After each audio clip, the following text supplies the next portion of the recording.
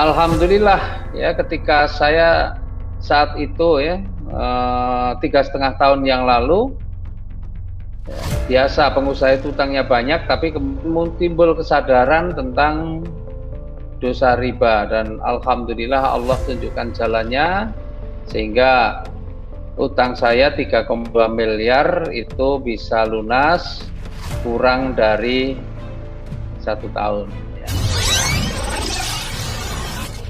Sebelum lanjut nonton video ini, jangan lupa tekan tombol subscribe, nyalain loncengnya, like, dan share ke teman-teman kalian. Nah, Bapak Ibu sekalian, ya, apa sih komunitas anti riba? Ya, komunitas anti riba adalah sebuah komunitas atau kumpulan dari orang-orang yang sadar betul tentang dosa riba dan ingin ya terbebas dari utang riba. Ada yang sudah bisa terbebas dari utang riba, tapi ada juga yang masih berproses untuk berjuang supaya bisa terbebas dari hutang riba.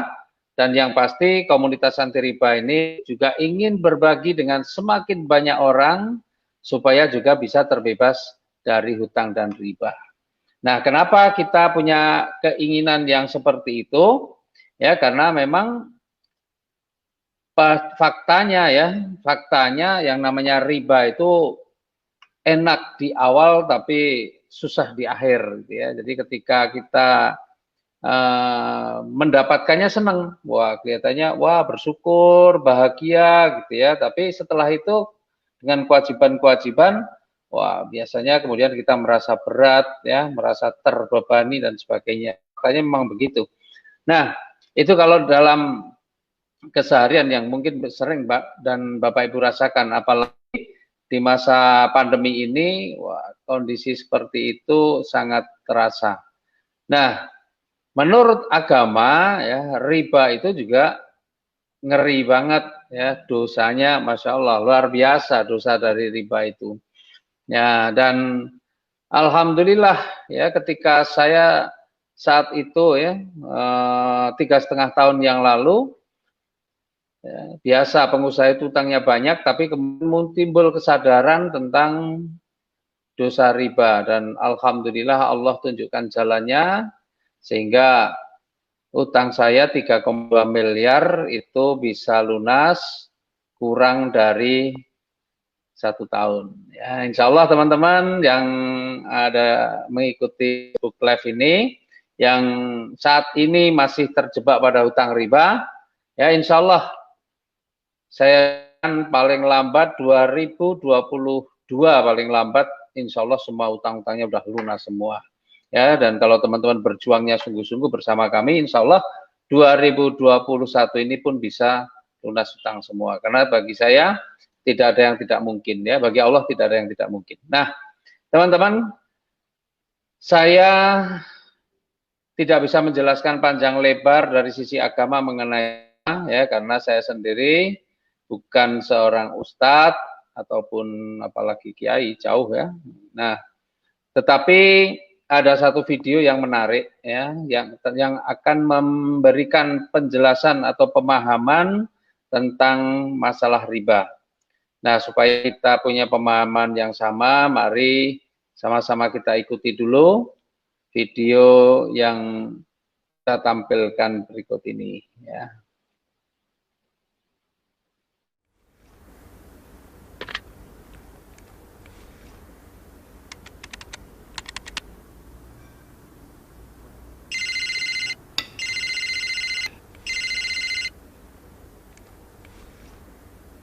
Iya.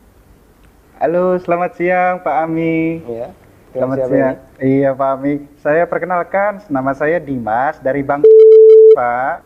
Ada apa Mas? Boleh minta waktunya 2 menit sebentar aja Pak. Saya ada kabar gembira buat Pak Ami. 2 menit ya? Iya, monggo. Begini Pak, ceritanya saya ingin menawarkan ada produk kami yang terbaru, credit card platinum kami untuk Bapak. Kebetulan Bapak yang terpilih jadi calon nasabah kami. Cashback, melakukan pencairan dana tunai 30 juta 2 hari Pak pencairannya. Gimana Pak? Bapak tertarik? Apalagi ini belum ada bebasan annual fee tahunannya Pak. Baik. Sebelumnya saya boleh tanya dulu ya? Boleh Pak? Nggak masalah ya? Baik. Mas Dimas Muslim? Saya, iya Pak, betul Pak. Muslim ya, alhamdulillah ya. Kita sama-sama muslim. Iya Pak. Mas Dimas pernah dengar nggak tentang riba? Iya, pernah dengar. Pernah dengar ya? Iya, Pak. Pernah kebayang bahaya riba nggak? Bahaya riba, iya tahu Pak. Mungkin pernah dengar hadisnya atau ayat Qur'annya.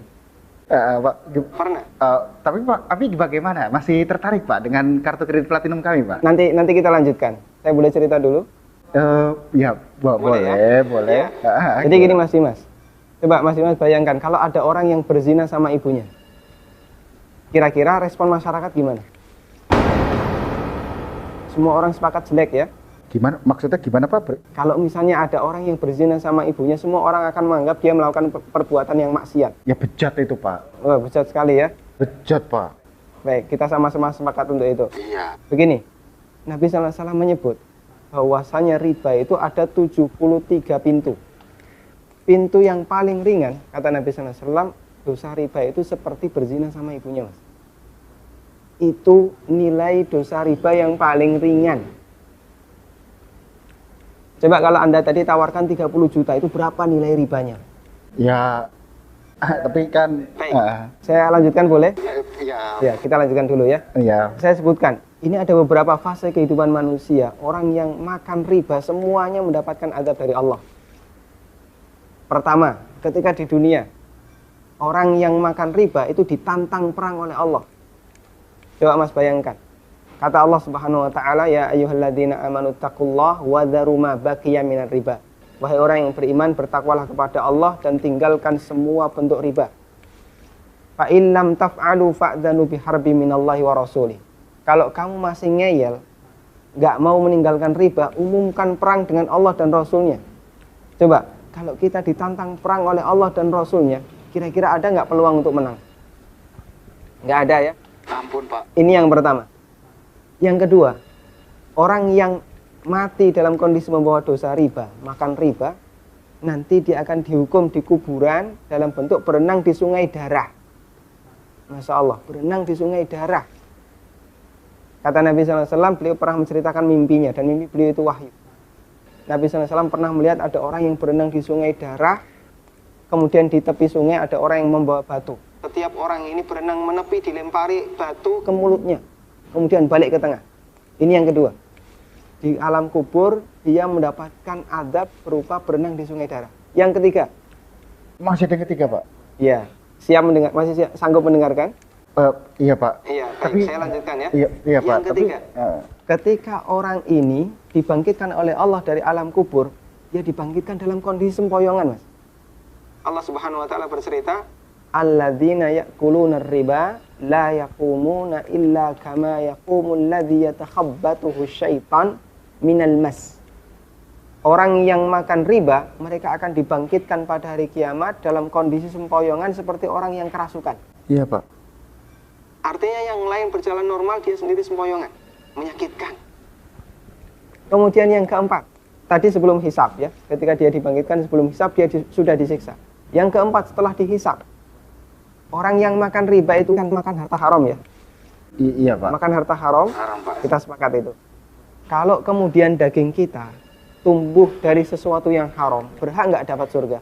Enggak Pak. Layak nggak dapat surga? Enggak Pak. Sementara tempat di akhirat cuma ada dua pilihan. Kalau nggak surga, neraka Pak. maka kata Nabi SAW, kullu lahmin nabata bin suhtin, setiap daging yang tumbuh dari sesuatu yang haram, kata beliau, annar aulabi.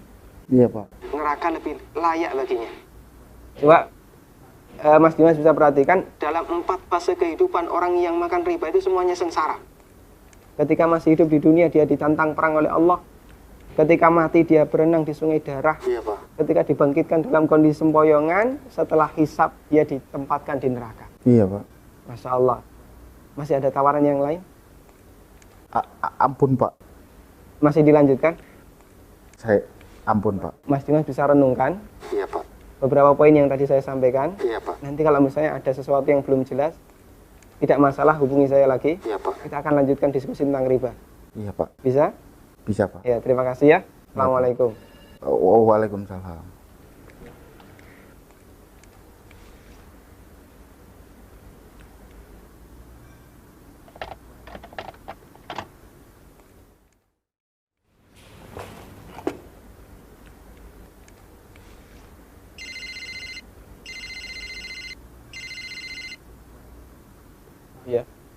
Halo, Assalamualaikum Pak Amin. Waalaikumsalam warahmatullahi.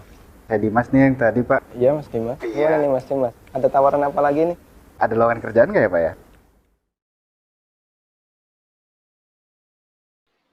Iya. Itu tadi Bapak Ibu ya. Jadi Masya Allah, riba itu dosanya luar biasa. Ya, dosanya luar biasa. Bahkan yang paling ringan itu pun seperti berzina dengan ibu kandung. Bayangkan, ya orang berzina dengan ibu kandung itu yang paling kecil. Dan 1 dirham riba itu setara dengan 36 kali berzina. Ya, 1 dirham riba itu sekitar 70.000 gitu ya. Nah, jadi utang Bapak Ibu ini berapa ini? Utang kita ini yang pernah kita utang ini berapa?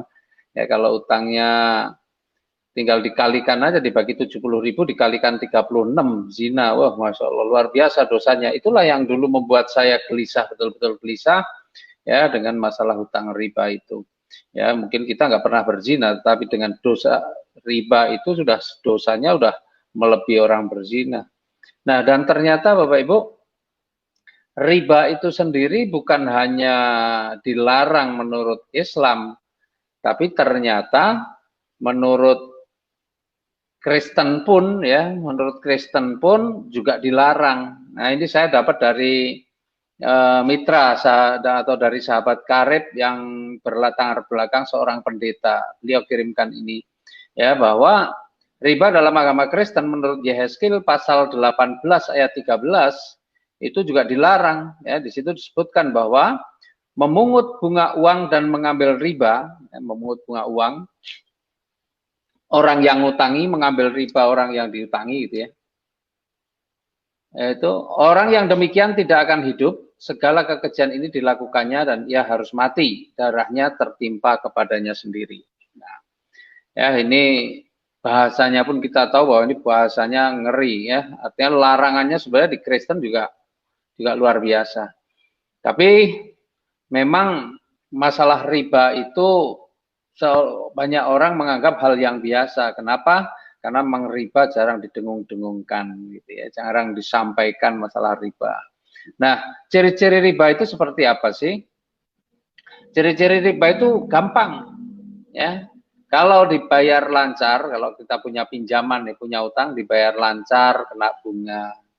Kalau telat apalagi macet kena denda. Kemudian kalau belum waktunya kita mau lunasi malah kena penalti. Nah, itu ciri-ciri utang riba. Kira-kira utang Bapak Ibu model yang seperti ini enggak? Kalau utang Bapak Ibu model yang seperti ini, maka Bapak Ibu sudah terjebak dalam kubangan riba. Ya.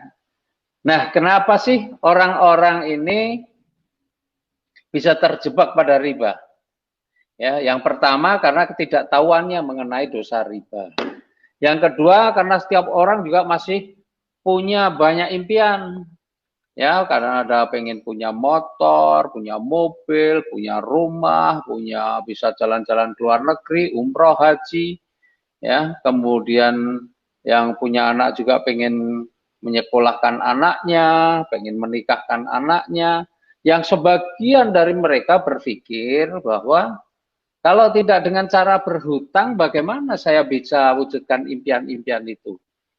Ya. Makanya sekarang ini yang namanya hutang menjadi satu hal yang biasa, mulai dari motor, mobil, bahkan perkakas-perkakas rumah tangga pun, ya, mebeler juga itu banyak yang dimiliki dengan cara kredit atau hutang. Nah, Bapak Ibu, setelah kita pada hari ini tadi, pada awal acara tadi, kita sudah melihat video tentang dosa riba, maka mulai saat ini mestinya ada satu impian yang harus kita tambahkan dan itu harus kita upayakan untuk bisa segera kita wujudkan, yaitu lunas hutang dan bebas riba. Itu yang saat ini impian yang harus diprioritaskan karena dosa riba begitu luar biasa. Ya, sementara kita ini dalam hidup kita Kita pengen selamat dunia dan akhirat. Nah, kayaknya kalau kita masih punya utang riba, berat untuk bisa selamat akhiratnya. Kenapa? Karena kalau kita masih punya hutang riba, maka kita akan diperangi oleh Allah dan Rasul-Nya. Nah, makanya segera selesaikan itu. Dan bagaimana mewujudkannya, insya Allah hari ini kita akan berbagi. Bagaimana supaya kita bisa cepat terbebas dari hutang dan riba. Nah, maka solusinya adalah kita dari komunitas anti riba ini bekerja sama dengan PT BES. Nah, ini. Dan faktanya dalam 2,5 tahun saja, itu sudah lebih dari 2.000 mobil cash yang dibagikan. Ya. PT BES sudah membagikan dalam 2,5 tahun lebih dari 100 rumah yang masing-masing nilainya 1 miliar. Coba 2,5 tahun sudah banyak sekali yang dibagikan. Dan ini adalah sebagian ya dari mereka-mereka yang sudah menjadi bukti, para peraih rewardnya. Nih, bahkan kemarin ya di bulan Maret April itu PT BES membuat promo yang namanya promo Lebaran ya, promo Lebaran. Dan hanya dalam waktu 2 bulan saja perusahaan membagikan lebih dari 60 miliar. Ya, dibagikan 7 rumah yang nilainya masing-masing 1 miliar, dibagikan mobil jumlahnya 46 yang nilainya 500 juta, dan 203 mobil yang nilainya 150 juta, belum lagi motor banyak banget, beratus-ratus motor yang nilainya 20 juta. Nah, nih bayangkan, hanya dalam waktu 2 bulan ada perusahaan yang bagi-bagi mobil, bagi-bagi motor, bagi-bagi rumah. Masya Allah, luar biasa ya. Nah, mudah-mudahan Bapak Ibu yang kali ini menyaksikan juga mudah-mudahan akan mendapatkan ini semua ya. Nah, selain itu inilah faktanya, buktinya, beberapa leader yang menjadi bukti ya, dengan berbagai latar belakang. Ada tukang bakso, ada anak sopir bis damri, ada ibu rumah tangga, ada pengusaha, ada ustadz, ada polisi, ada tentara, banyak banget. Pokoknya latar belakang apapun ya, Bapak Ibu insya Allah bisa seperti mereka ya. Nah, Bapak Ibu sekalian ya, sekarang kita akan mengenal lebih jauh tentang PT BES. Ya, PT BES itu adalah singkatan ya, BES itu singkatan dari Bandung Eko Sinergi Teknologi. Ya, ini adalah sebuah perusahaan yang bergerak di bidang penjualan langsung. Sesuai dengan namanya, alamatnya pun juga ada di Bandung, di Grand Suropati Core, Jalan Mustafa nomor 39, Bandung. Nah, yang menarik dari PT BES ini adalah visi, misi, dan motonya. Ya, visi, misi, dan motonya. Visinya adalah menjadi perusahaan bebas riba yang membantu umat terbebas dari hutang dan riba. Coba Bapak Ibu cek, ada nggak perusahaan yang punya visi seperti ini selain PT BES? Bapak Ibu nggak akan temukan ya, perusahaan yang punya visi membantu umat bebas hutang riba. Yang ada adalah banyak sekali adalah perusahaan-perusahaan yang justru menawarkan hutang dan riba. Saya saja sampai hari ini masih sering banget dapat SMS pinjaman gitu ya. Nah, dulu masih aktif di usaha-usaha konvensional, wah itu juga sama sering didatangi dari lembaga keuangan ya, nawarin pinjaman. Coba banyak banget perusahaan-perusahaan yang menawarkan riba, tapi ada satu perusahaan yang luar biasa ya, perusahaan Indonesia dalam negeri ya, yang punya visi membantu umat terbebas dari hutang dan riba. Kalau kita pahami dan kita ikuti dari awal tadi mengenai dosa riba, maka sebenarnya visinya dari PT BES ini bukan hanya sekedar visi dunia, tetapi visinya ini berdimensi dunia dan akhirat. Maka misinya pun sangat luar biasa, sangat keren, yaitu melahirkan 1.000 miliarder baru setiap tahun. Ini misinya itu melahirkan 1.000 miliarder baru setiap tahun. Itu miliarder yang sesungguhnya, bukan miliarder seolah-olah ya. Tadi kita lihat dalam 2,5 tahun saja udah membagikan sekian banyak, itu masih di awal-awal, dan PTBS insya Allah semakin tahun maka akan semakin banyak, semakin meningkat orang-orang yang kemudian menjadi miliarder bersama PTBS, miliarder yang sesungguhnya. Secara pribadi ya, saya sendiri mungkin ya orang menganggap sudah menjadi miliarder sudah lama.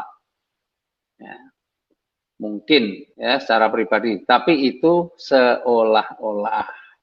Kenapa seolah-olah? Ya punya rumah nilainya miliaran, tetapi sertifikatnya nggak di rumah. Maka pertanyaannya itu sebenarnya rumah siapa? Rumah saya atau bukan? Ya, kalau rumah saya lupa 4 bulan ngangsur kok ada yang ribut, berarti itu bukan rumah saya. Baru seolah-olah itu rumah saya gitu ya. Mobil sertifikat BPKB-nya nggak di rumah dan sebagainya lah. Nah, jadi banyak sekali di luaran sana orang-orang yang kelihatannya miliarder, tapi bukan miliarder yang sesungguhnya, tetapi miliarder seolah-olah. Punya motor seolah-olah. Karena kalau nggak cicil 3 bulan, 4 bulan, tiba-tiba di jalan bisa saja di stop, kemudian dirampas motornya, dirampas mobilnya. Banyak nggak kejadian seperti itu? Oh banyak. Ya, atau didatengin, diteror, dan sebagainya. Nah, tapi insya Allah kalau kita nanti ya menjalankan solusi ini bersama PTBS, insya Allah kita akan menjadi miliarder yang sesungguhnya, seperti yang tadi Bapak Ibu lihat orang-orang yang sebelumnya ditampilkan itu, ya foto-fotonya. Nah, mereka itu adalah miliarder-miliarder yang sesungguhnya, bukan seolah-olah. Hampir semua aset yang dimiliki, ya surat-suratnya semua ada di rumah. Kemudian motonya adalah go berkah no riba. Apapun ya, kita selalu berusaha bahwa rezeki yang kita peroleh ini adalah rezeki yang berkah. Nah, untuk mendapatkan rezeki yang berkah itu salah satunya ya mau nggak mau harus kita tinggalkan riba. Karena selama kita masih terjebak pada riba, ya maka rezeki kita nggak akan berkah. Karena riba sendiri itu haram. Riba itu haram, dan di dalam sesuatu yang haram tidak akan ada keberkahan. Makanya kita harus tinggalkan riba. Maka go berkah no riba. Tadi kalau MC kita Mbak Fani ya, PTBS go berkah no riba ya, karena memang itulah moto dari PTBS. Nah, PTBS ini adalah perusahaan yang legal, semua legalitasnya lengkap ya. Kemudian kita juga punya produk-produk yang halal, dan sistemnya juga sudah sesuai dengan syariah karena tidak mengandung unsur maisir, gharar, dan riba. Ya, semua tidak ada unsur perjudian atau untung-untungan, tidak ada sesuatu yang tidak jelas, ketidakjelasan, dan tidak ada riba. Ya, nah luar biasanya ya, PTBS ini membuktikan bahwa dalam waktu yang singkat membuktikan menjadi perusahaan yang benar-benar dikelola secara profesional. Ya, sehingga dalam waktu singkat pun kemarin di tahun 2020 di ajang Helmi Atamimi Award, ya ini kebetulan setelah tahun 2020 belum diselenggarakan lagi karena ada pandemi ya. Nah, di tahun 2020 di awal 2020 PTBS ya di ajang Helmi Atamimi Award meraih 3 penghargaan sekaligus. 3 penghargaan ya. Penghargaan yang pertama adalah the best member growth of the year. Jadi pertumbuhan mitra yang paling banyak ya pada tahun itu. Kemudian yang kedua menyabet the most fastest growing company. Nah, ini yang perusahaan yang pertumbuhannya juga paling dahsyat ya, paling hebat. Jadi mitranya pertumbuhannya luar biasa. Sebenarnya itu sudah menunjukkan bahwa PTBS ini sangat diminati oleh banyak orang. Otomatis karena pertumbuhannya luar biasa juga, maka pertumbuhan dari perusahaannya pun menjadi dahsyat. Dan yang ketiga kita menyabet the best product of the year. Artinya produk kita ada satu produk yang benar-benar fenomenal sehingga mendapatkan penghargaan sebagai product of the year ya. Nah, itu menunjukkan bahwa PTBS itu tidak main-main, serius, dan bukan sekedar perusahaan asal ada, tapi benar-benar perusahaan yang dikelola secara profesional sehingga ada prestasi-prestasi atau ada penghargaan-penghargaan yang akhirnya bisa diperoleh. Oke.